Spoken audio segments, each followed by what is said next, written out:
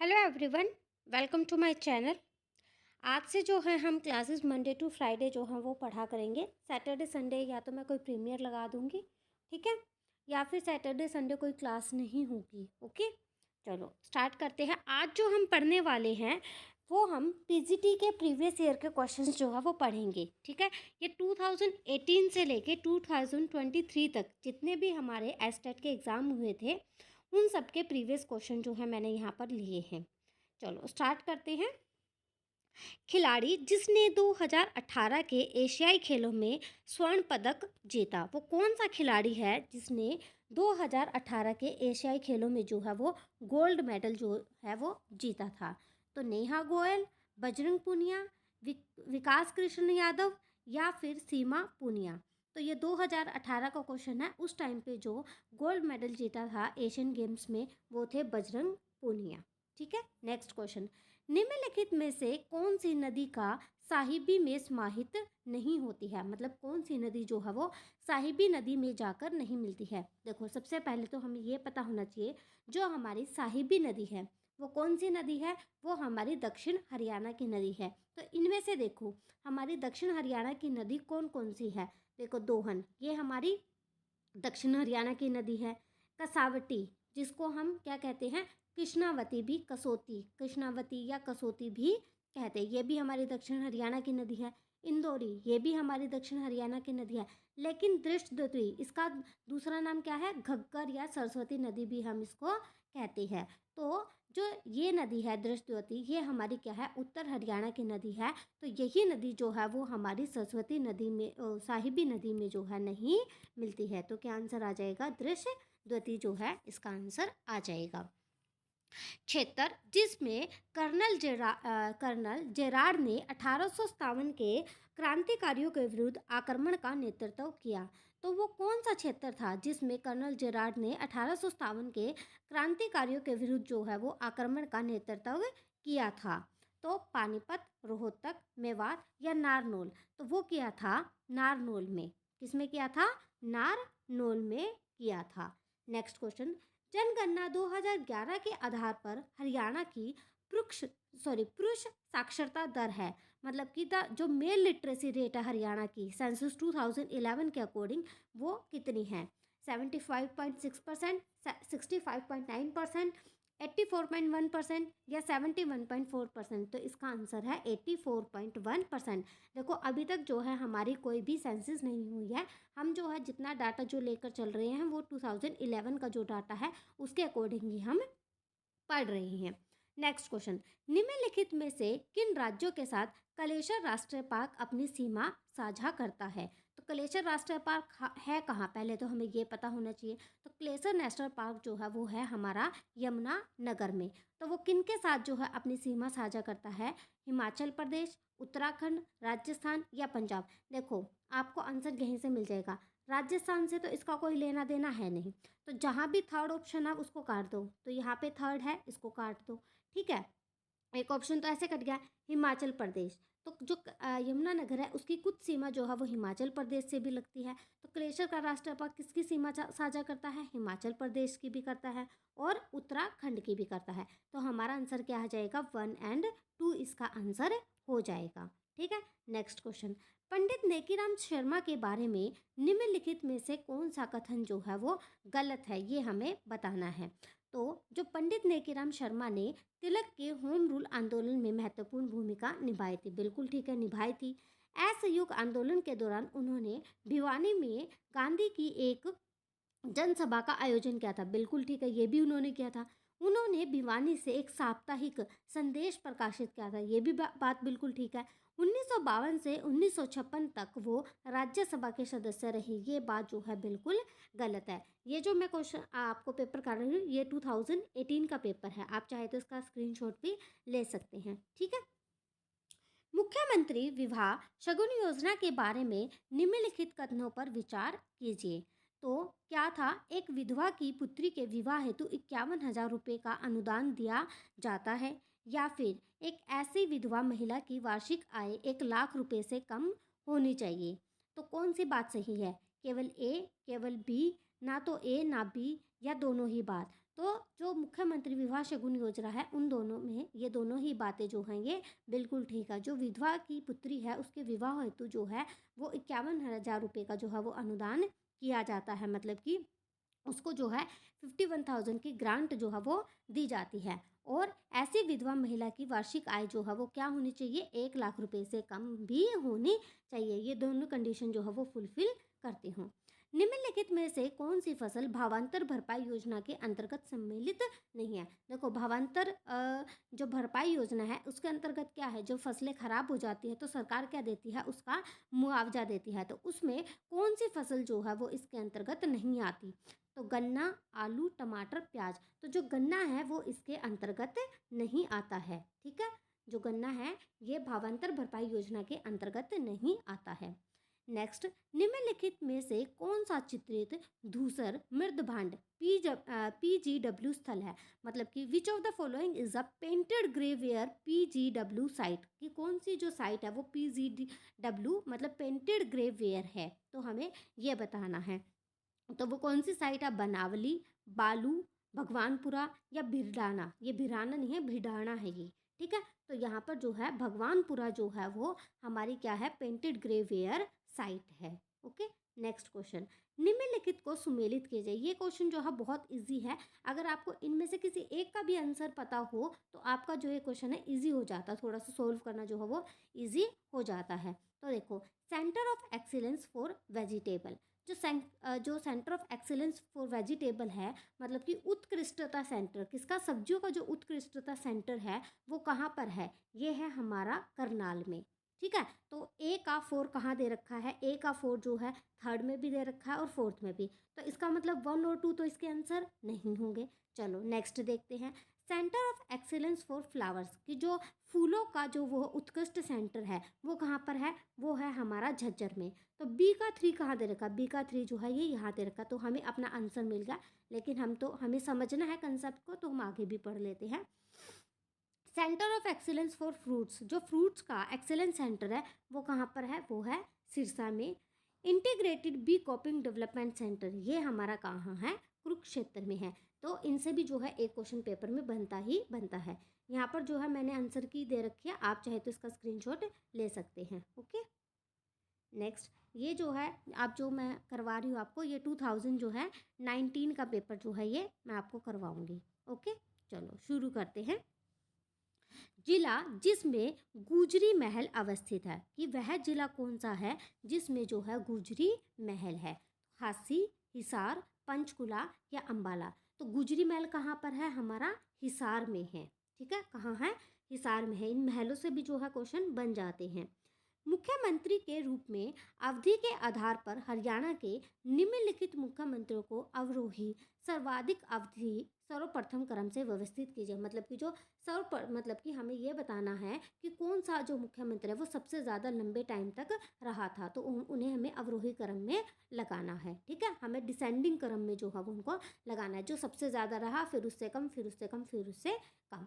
तो जो है सबसे ज़्यादा हमारे कौन रहे थे, सबसे ज़्यादा जो है वो हमारे रहे थे भजनलाल, उसके बाद कौन रहे थे, बंसीलाल, उसके बाद भूपेंद्र सिंह हुड्डा, और उसके बाद जो है देवीलाल। इन्होंने पहले ही हमें जो है सीक्वेंस वो बना के दे रखी है, तो हमारा 1 जो है राइट आंसर हो जाएगा। तो सबसे लंबे टाइम के लिए कौन रहे थे, भजनलाल, फिर बंसीलाल, फिर भूपेंद्र सिंह हुड्डा और फिर देवीलाल जो है वो लंबे टाइम तक जो है ये हमारे रहे थे। ठीक है, जो देवीलाल है ये हमारे 5 दिन के भी एक बार सीएम रहे थे। जिला जो मुख्यतः जूही नहर द्वारा सिंचित है, तो वो कौन सा जो जिला है जो जिसको जूही नहर जो है वो सिंचित करती है, जिसको सिंचाई का काम जूही नहर द्वारा किया जाता है, तो वो हिसार, झज्जर, भिवानी या रोहतक। जो भिवानी जिला है वो जूही नहर द्वारा जो है वो सिंचित किया जाता है। नेक्स्ट क्वेश्चन, सन्नो देवी के बारे में अधोलिखित कथनों पर विचार कीजिए। तो सन्नो देवी जो है वो पंजाब विधानसभा की उपाध्यक्ष थी। जब हरियाणा का गठन हुआ उन्हें हरियाणा विधानसभा का अध्यक्ष चुना गया था। तो ये दोनों ही बातें जो हैं वो बिल्कुल सही हैं। सन्नो देवी जो हैं वो पंजाब विधानसभा की जो है वो उपाध्यक्ष भी थी, और जब हरियाणा का गठन हुआ तो उन्हें हरियाणा विधानसभा का जो है वो अध्यक्ष भी चुना गया था। उसके बाद जो खैर अंदेश समाचार पत्र है उसके संपादक कौन हैं, तो चंदूलाल, मुरलीधर, छोटूराम या श्यामलाल। तो खैर अंदेश समाचार पत्र के संपादक कौन है, वो हैं हमारे मुरलीधर। तो आपको हिंदी साहित्य भी देखो, आप यहाँ से आपको पता चल रहा होगा कि आपको हिंदी साहित्य भी जो है वो पढ़ के जाना है। ठीक है, देखो चाहे टीजीटी लेवल है चाहे पीजीटी लेवल है, क्वेश्चन जो है सबके सेम है और क्वेश्चन जो है वो रिपीटेड भी है। टीजीटी में जो क्वेश्चन पूछे गए वही पीजीटी में भी पूछे गए, वही पीआरटी में भी पूछे गए हैं। तो आपको जो है कुछ भी छोड़ के नहीं जाना है। ईस्टर्न पेरिफेरल एक्सप्रेसवे के बारे में अधोलिखित कथनों पर विचार कीजिए। यह कुंडली गाजियाबाद पलवल एक्सप्रेसवे भी कहलाता है। इसकी कुल लंबाई 200 किलोमीटर से अधिक है। तो केवल ए सत्य है, केवल बी सत्य है, ना तो ए ना बी या दोनों ही ट्रू हैं। तो जो ईस्टर्न पेरिफेरल एक्सप्रेसवे है ये हमारा कुंडली गाजियाबाद और पलवल एक्सप्रेसवे भी जो है ये कहलाता है।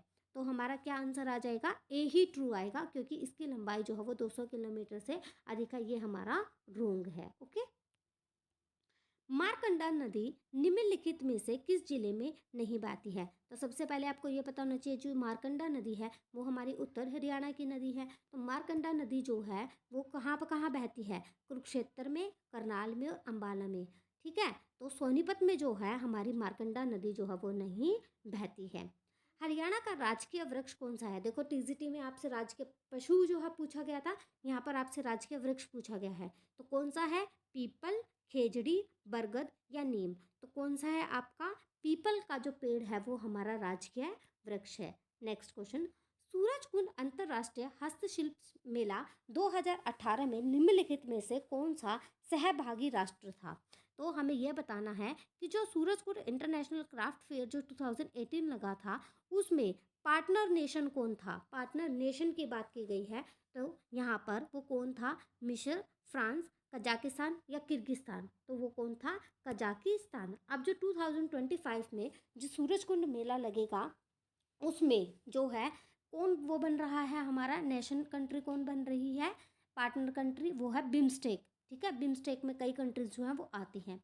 निम्नलिखित में से किस जिले का जनसंख्या घनत्व सबसे कम है। देखो सबसे ज़्यादा जनसंख्या घनत्व किसका है, फरीदाबाद का। और सबसे जनसंख्या घनत्व सबसे कम किसका है, वो है हमारा सिरसा का। किसका है, सिरसा का। ओके, चलो अब हम चलते हैं 2020 के क्वेश्चंस पर। ये 2019 के थे, आप यहाँ से जो है ये आंसर की है, आप इसका स्क्रीनशॉट भी जो है वो ले सकते हैं। ठीक है, स्टार्ट करते हैं 2020 का अपना क्वेश्चन पेपर। ओके, हरियाणा के नवगठित 6वें राज्य वित्त आयोग के चेयरमैन मीन्स अध्यक्ष जो हैं वो कौन हैं। तो विकास गुप्ता, राजेश खुल्लर, पी राघवेंद्र राव या TVSN प्रसाद। ये हमें किसके अकॉर्डिंग बताना, 2020 के अकॉर्डिंग जो है ये पेपर है, तो उसके अकॉर्डिंग हमें यहाँ पर आंसर देना है। तो उस समय जो है वो हमारे अध्यक्ष थे पी राघवेंद्र राव। हरियाणा के जो नवगठित 6वें राज्य वित्त आयोग के जो चेयरमैन अध्यक्ष हैं वो उस समय कौन थे, पी राघवेंद्र राव। हरियाणा उर्दू अकादमी के उपाध्यक्ष कौन हैं। तो ये भी हमें 2020 के अकॉर्डिंग जो है इसका आंसर बताना है।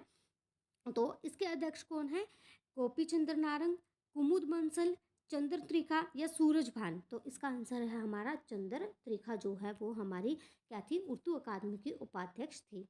हरियाणा में बेगम समरू का महल कहाँ पर अवस्थित है। तो बेगम समरू का महल कहाँ है, फरीदाबाद, सोनीपत, गुरुग्राम या रोहतक। तो ये है हमारा गुरुग्राम में। कॉमनवेल्थ खेलों में स्वर्ण पदक विजेता को हरियाणा सरकार द्वारा दी जाने वाली पुरस्कृत राशि कितनी है। मतलब कि जो कॉमनवेल्थ गेम होते हैं उनमें जो गोल्ड मेडल जो जीतते हैं तो उनको जो है वो राशि कितनी दी जाती है, 3 करोड़, 2 करोड़, 75 लाख या 1.5 करोड़। तो वो राशि दी जाती है हमारी 1.5 करोड़ वो राशि दी जाती है। 1857 के विद्रोह के दौरान रोहतक का जिलाधीश कौन था। तो थॉमस सिम्पटन, डब्ल्यू ईडन, एडम लोच या हडसन। तो ये कौन थे, एडम लोच। देखो 1857 में से जो है जो 1857 की जो क्रांति है उससे क्वेश्चन जो है टीजीटी में अब्दुल रहमान खान से बने थे झज्जर से, और यहाँ पर भी 1857 से जो है वो क्वेश्चन बने हुए हैं। यहाँ पर रोहतक के जलाधीश के बारे में पूछा गया है। शुद्र नदी जो कि घग्गर की सहायक है। अब देखो साहिबी, दोहन और इंदौरी, ये नदियाँ तो आप रट लो, ये हमारी किसकी हैं, दक्षिण हरियाणा की नदियाँ हैं। तो इसका तो कोई घग्गर नदी से कोई लिंक होगा नहीं, तो बच गई कौन सी हमारी, चौतांग नदी, इसको हम चौतांग नदी भी कहते हैं। तो यही हमारी क्या है, घग्गर की सहायक नदी है। टिक्कर झील हरियाणा के किस जिले में स्थित है, रोहतक, पंचकुला, करनाल या कैथल। तो ये हमारी जो टिक्कर झील है वो पंचकुला में है। एक तिलियार झील है जो हमारी रोहतक में है, ठीक है, कंफ्यूज मत होना। ये टिक्कर झील है, टिक्कर झील पंचकुला में है। एक है हमारी तिलियार झील, कौन सी, तिलियार, तिलियार झील, ये कहाँ पर है, ये हमारी रोहतक के अंदर है, ठीक है। उसके बाद हरियाणा विधानसभा जो अक्टूबर 2019 के चुनावों के बाद गठित की गई थी, तो वो कौन सी थी हमारी, 12वीं, 13वीं, 14वीं या 15वीं। तो जो वो विधानसभा थी वो हमारी 14वीं विधानसभा थी। विनेश फोगाट को हाल ही में किस राष्ट्रीय पुरस्कार से सम्मानित किया गया है, 2020 के अकॉर्डिंग हमें बताना है। तो उस समय जो विनेश फोगाट है उसको कौन सा अवार्ड जो है वो मिला था, द्रोणाचार्य अवार्ड, अर्जुन अवार्ड, राजीव गांधी खेल रत्न अवार्ड या ध्यानचंद अवार्ड। तो वो मिला था राजीव गांधी खेल रत्न अवार्ड।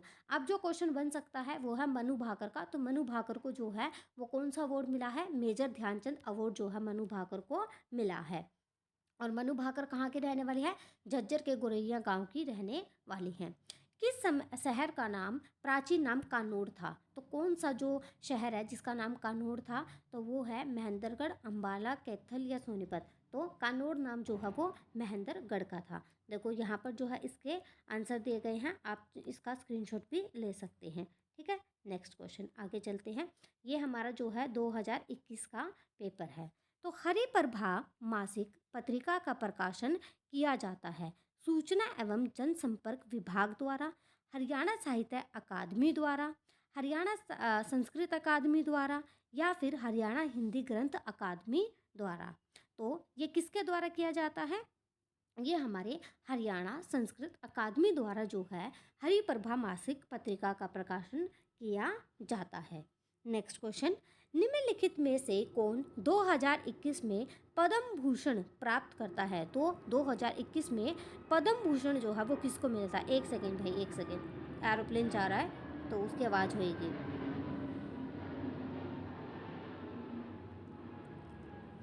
निम्नलिखित में से कौन 2021 में पद्म भूषण प्राप्त करता है, तो जय भगवान गोयल, वीरेंद्र सिंह, तरलोचन सिंह या मुकेश सिंह। तो ये है तरलोचन सिंह जो है, इनको पद्म भूषण जो है वो मिला था।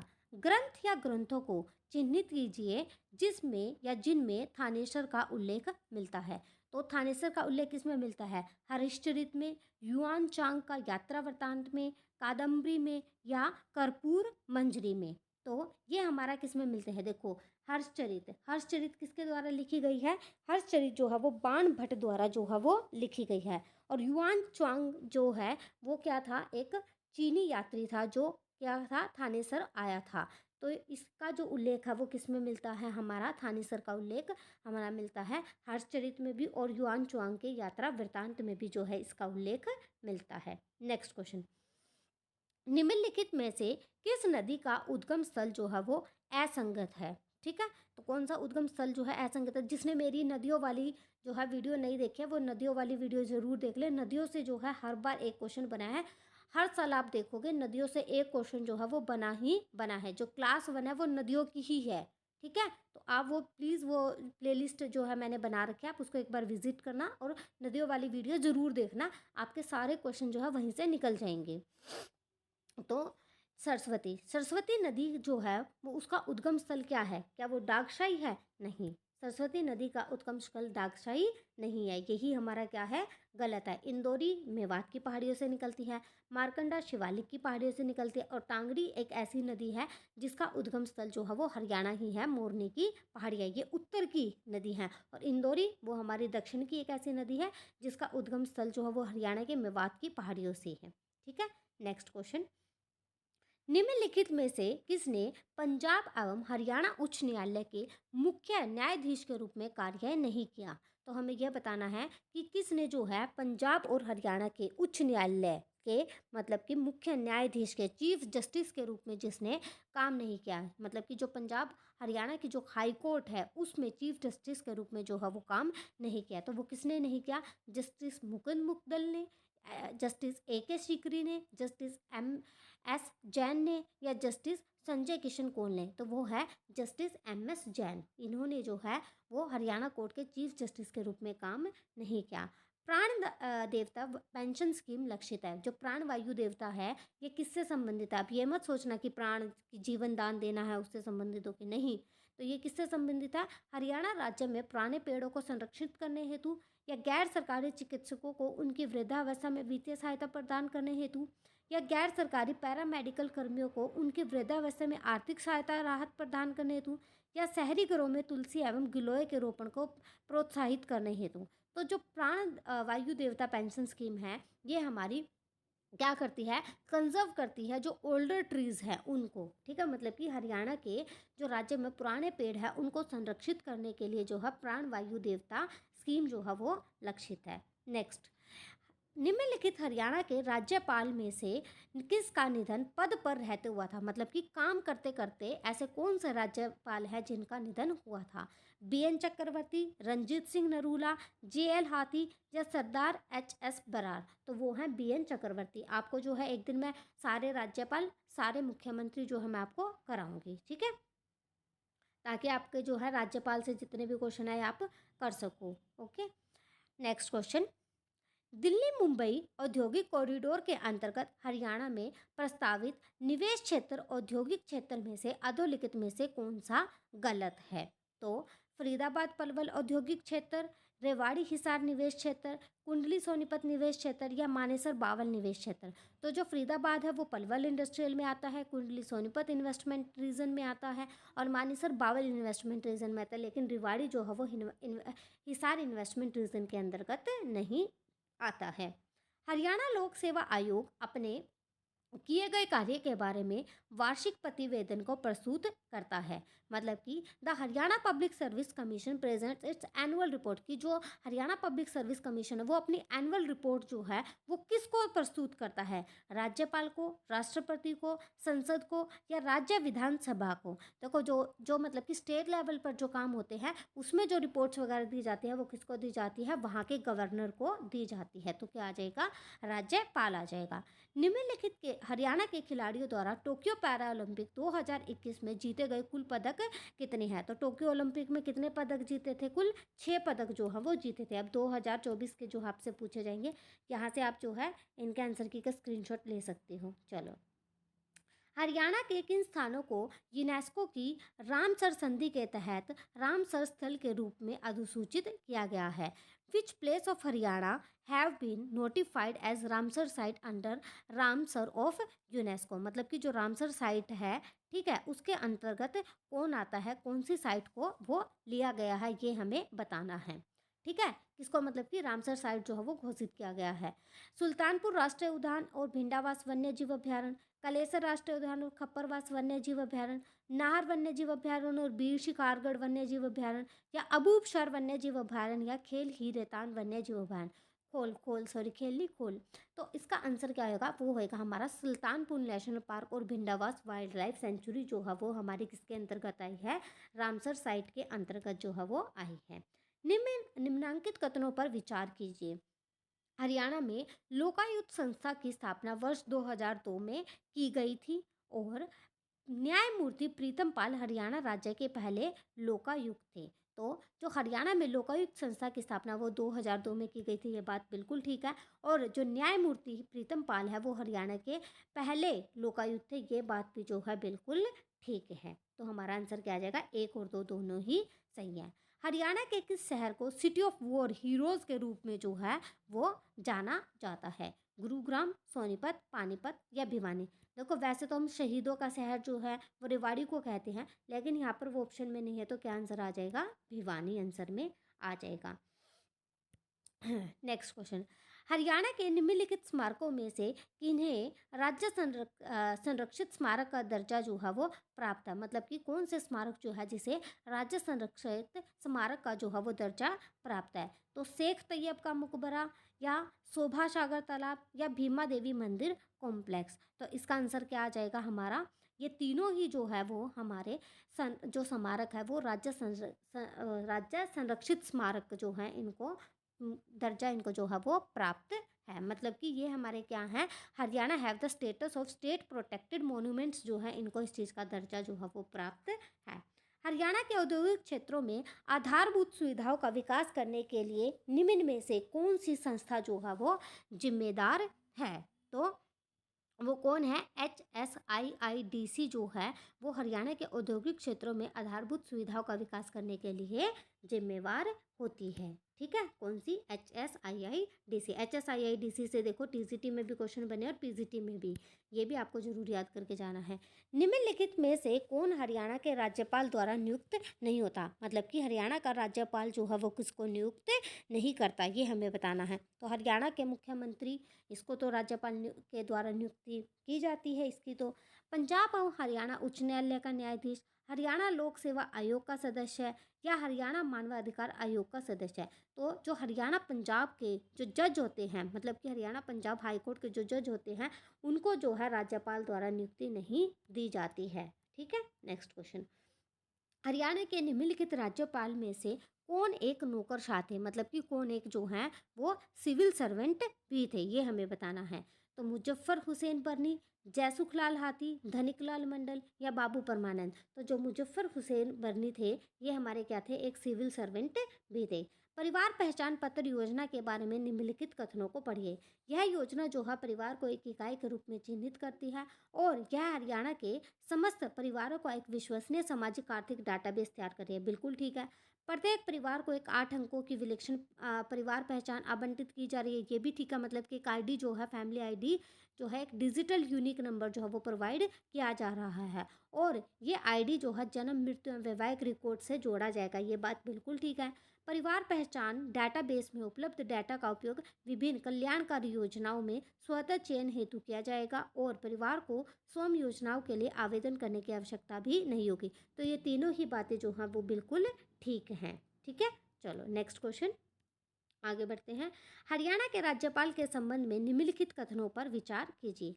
वह जो है वो हरियाणा केंद्रीय विश्वविद्यालय के कुलाधिपति होते हैं। मतलब कि हरियाणा राज्यपाल के बारे में हमें बताना है कि क्या वो हरियाणा केंद्रीय विश्वविद्यालय के कुलाधिपति, मतलब कि वाइस चांसलर जो है, चांसलर होते हैं। वह राज्य के किसी भी लाभ के पद को धारण कर सकते हैं। वह Indian red cross society Haryana राज्य के शाखा के अध्यक्ष है। उन्हें संविधान के अंतर्गत कोई साविवेकीय शक्ति जो है वो प्राप्त नहीं है। तो हमें इसका आंसर बताना है। तो इसका आंसर क्या आ जाएगा, इसका आंसर है हमारा 3। वह Indian red cross society Haryana राज्य शाखा के जो है वो क्या होते हैं, अध्यक्ष होते हैं। ठीक है, नेक्स्ट क्वेश्चन, हरियाणा में लोकसभा और राज्यसभा की सीटें कितनी हैं। तो लोकसभा की जो है वो कितनी सीटें होती हैं, 10, और राज्यसभा की कितनी सीटें होती हैं, 5 सीटें जो है वो होती हैं। आगे चलते हैं, ये है 2022 का पेपर, इसकी आप स्क्रीनशॉट ले लीजिए इसके आंसर की। चलो आगे चलते हैं, 2021 का जो है ये पेपर है। ऐतिहासिक गांव सुग अवस्थित है। जो सुग गांव है वो कहाँ पर है, अम्बाला जिले में, कुरुक्षेत्र जिले में, यमुनानगर जिले में या फिर पंचकुला जिले में। ठीक है, तो जो हरियाणा जो सुग गांव है ये कहाँ है हमारा, यमुनानगर में है। कहाँ है हमारा, यमुनानगर में है। किस हरियाणवी ने अगस्त 2023 में माउंट एरबुलस को फतेह किया था। संदीप बिश्नोई ने, रोहतास बिश्नोई ने, अजय खिच्चड़ ने या फिर मोहित ने। तो ये था रोहतास बिश्नोई ने।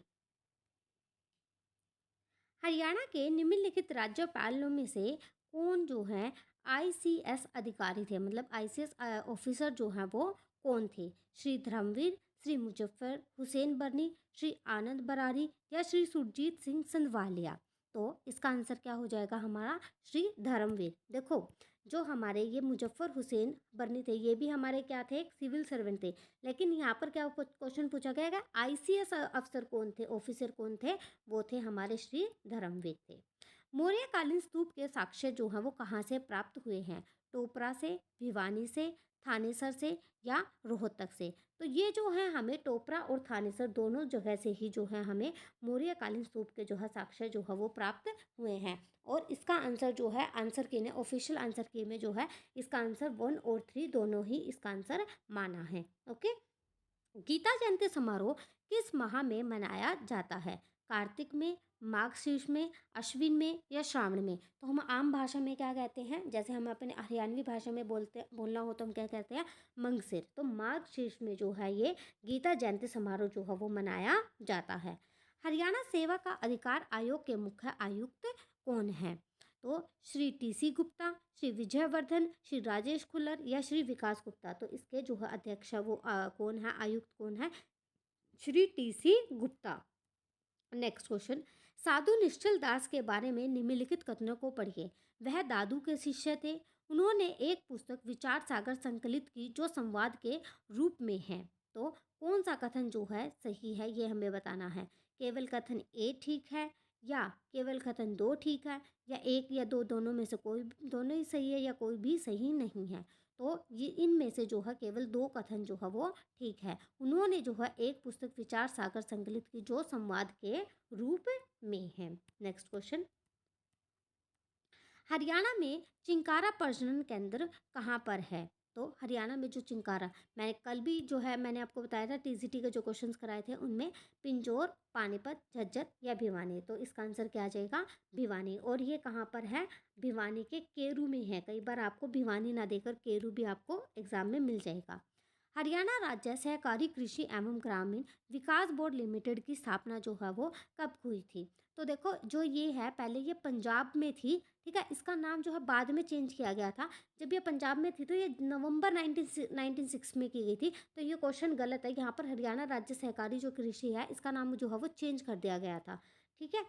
हरियाणा में भारतीय सूचना प्रौद्योगिकी संस्थान कहाँ पर है? मतलब कि Indian institute of information technology कहाँ पर है? IIIT जो है वो कहाँ पर है? सोनीपत, पानीपत, अंबाला या कुरुक्षेत्र? तो IIIT कहाँ पर है? ये है सोनीपत में। ओके, आज के लिए इतना ही। यहाँ पर जो है हमने 2018, 19, 20, 21, 22 और 23 6 सालों के जो है हमने यहाँ प्रीवियस ईयर क्वेश्चन जो है वो डिस्कस किया। और इन्हीं क्वेश्चन में से आप देखना टीजीटी में भी रिपीट हुए, पीआरटी में भी रिपीट हुए हैं और पीजीटी में भी जो है पिछले क्वेश्चंस जो है वो रिपीट हुए हैं। और आप एस्टेट के जितने क्वेश्चन उठा के देख लो, एचएससीसी ने सभी क्वेश्चन जो हैं, ज़्यादातर क्वेश्चन जो हैं वो एस्टेट के एग्जाम से ही ले रखे हैं। तो आपको ये क्वेश्चन जो है आपके सीईटी सीओडी दोनों में जो है वो बहुत हेल्प करेंगे, ठीक है। अगर आपको वीडियो अच्छी लगी तो लाइक ज़रूर करना और कमेंट जरूर करना, ठीक है। Thank you so much. Channel को सब्सक्राइब करना बिल्कुल मत भूलना क्योंकि आपको ऐसी इन्फॉर्मेटिव वीडियोस आगे जो हैं वो मिलती रहेंगी।